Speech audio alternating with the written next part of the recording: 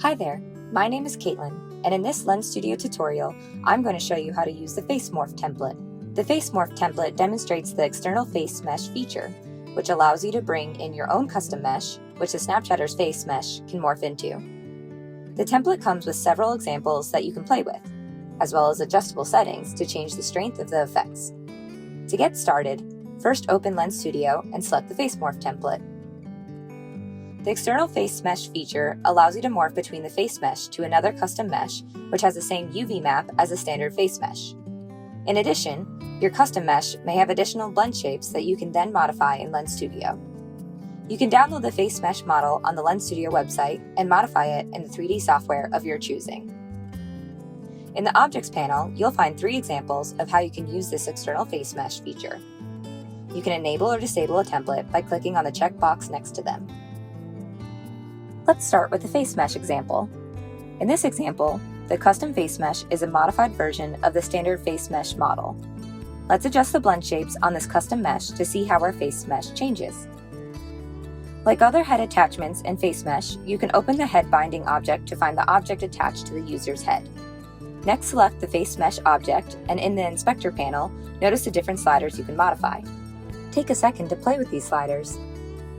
Next, you'll notice that this example contains a helper called Reproject Face Texture to Mesh.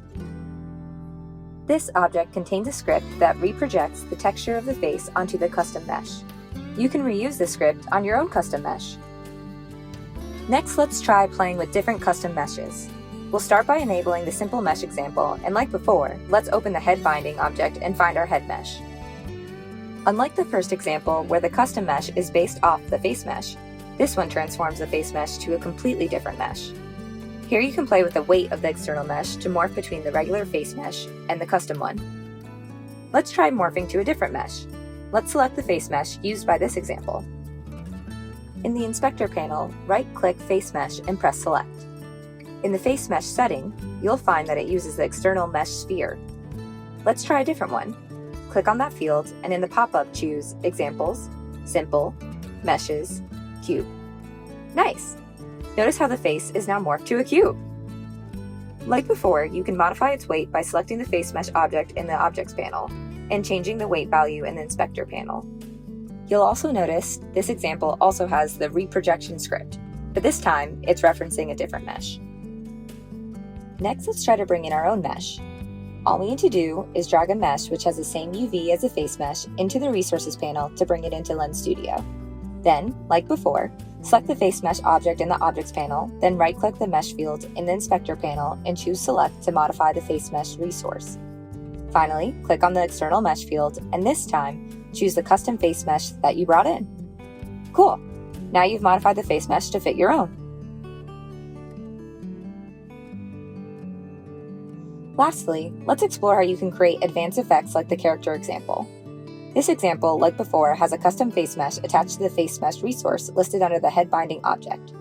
Similarly, we have a reproject face texture to mesh. But like other effects found in Lens Studio, you can mix and match them with other ones. In this case, we added eyes to the character using the Pin to Mesh component. In addition, you can see a bow pinned to the ears as well. Since the morph happens on the same mesh, you can see a really amazing effect where the bow moves with the face mesh as it morphs. We're also using a couple helper scripts to add additional interactivity. For example, under the Script object, you can find the Tween Value script.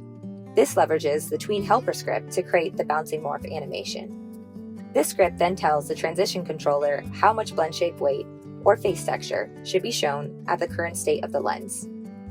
Finally, the expression controller reads the value of the blend shape and modifies the expression weight of the character. Another way to put it is that both expression and transition controllers contain script graphs that tell how the mesh should behave depending on the current morph transition state.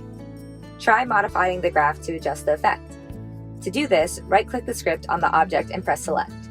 With the script resource selected, press the Graph Editor button to open the script. There you can find a commented script graph that describes the lens logic. Awesome! With the Face Morph template and the external face mesh feature, you can transform in 3D the Snapchatter into your own creation. Thanks for watching and have fun creating your configurable template.